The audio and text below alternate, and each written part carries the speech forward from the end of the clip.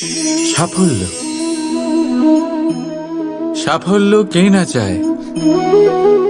সবাই সাফল্যের পেছনে ছুটতে থাকে। প্রত্যেক ব্যক্তি সাফল্য পেলে উৎসব পালন করে, আনন্দ করে সে। কিন্তু যদি আমি কথা বলি অসফলতার, তখন সবাই দূরে পালায়।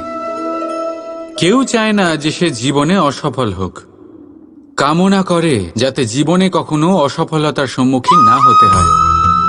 আর যখন অসফলতা আসে, লোকে নিরাশ হয়ে পড়ে, কেউ শোকে ডুবে যায়। কেন? তার কোনো প্রয়োজন নেই। আমি জানি আমি যা বলছি তা কঠিন, কিন্তু একটু ভাবুন, অসফলতা ছাড়া সাফল্যের আনন্দ উপভোগ করা যায় না। যতক্ষণ না সারাদিন রোদে দাঁড়িয়ে থাকবে, গরম না সহ্য করবে, ততক্ষণ সন্ধ্যার মিষ্টি ছায়ার আনন্দ কি করে পাবে?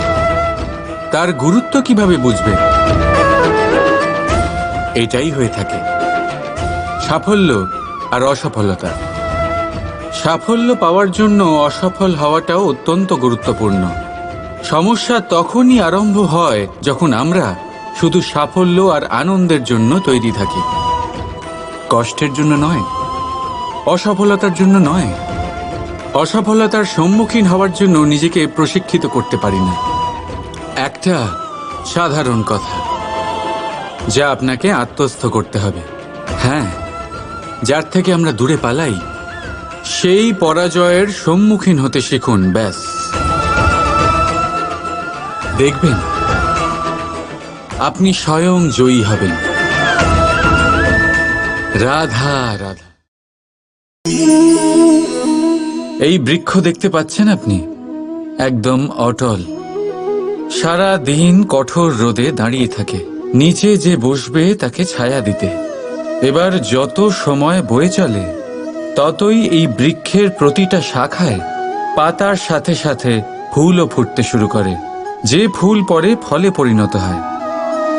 এবার সময়ের সাথে সাথে যখন ঋতু বদলায়, তখন এই ফল পাড়া হয় আর কিছু ফল ঝরে যায়। পাতা ঝরার ঋতুতে পাতারাও এই গাছের সঙ্গ ছেড়ে দেয়। কিন্তু এই বৃক্ষ নিজের জায়গাতে অটল থাকে, না ফল আসার উৎসব করে আর না পাতা ঝরে যাওয়ায় শোক পালন করে। আর সেই জন্যই আমরা বৃক্ষকে পুজো করি, কারণ এই বৃক্ষ নিজের স্থানে অটল থাকে। সেইভাবেই সুখ আর দুঃখ আমাদের জীবনের অভিন্ন অঙ্গ। সুখ আর দুঃখ সর্বদাই থাকবে।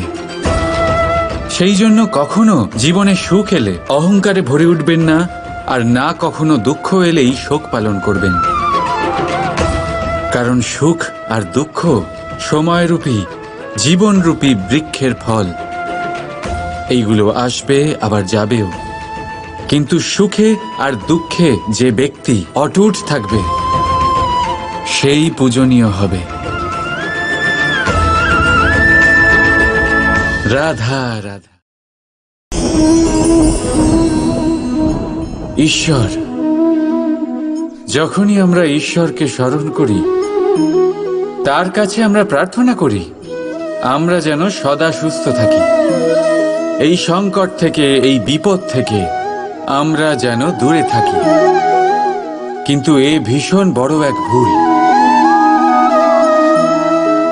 এখন আপনারা ভাবছেন যে আমি কি সব বলছি। ঈশ্বরের কাছে সংকট থেকে দূরে রাখার প্রার্থনা করা, এ ভুল হয় কি করে? কারণ এই সংকট, এই বিপদ,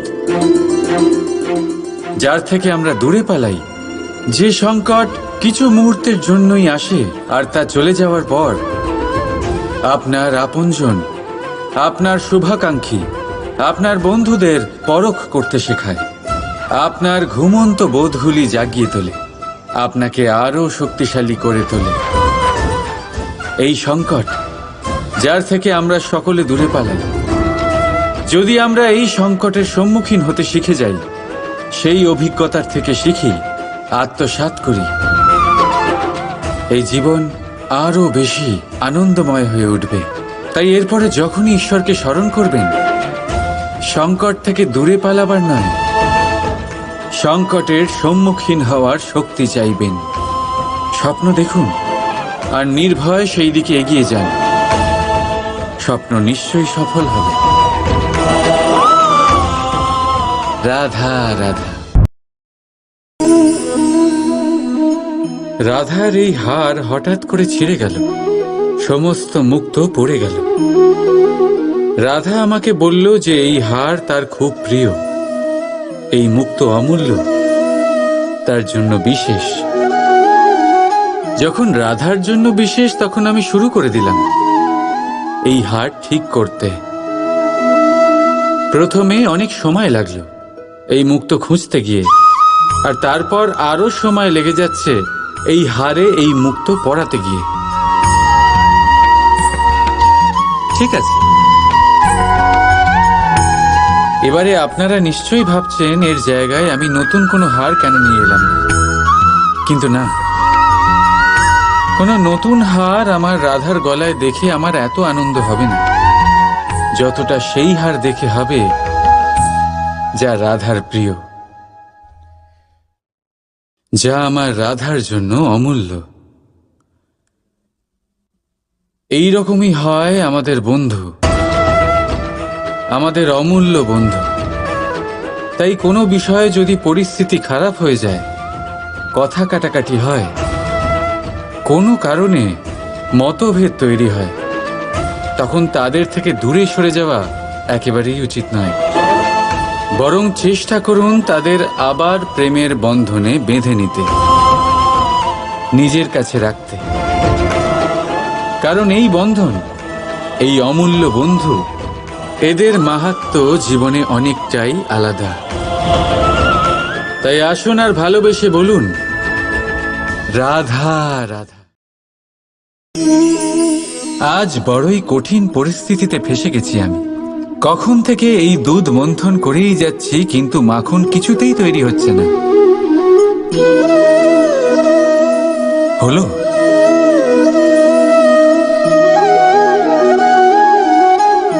এই দুধ তো কেটে গেছে, এবার কি হবে?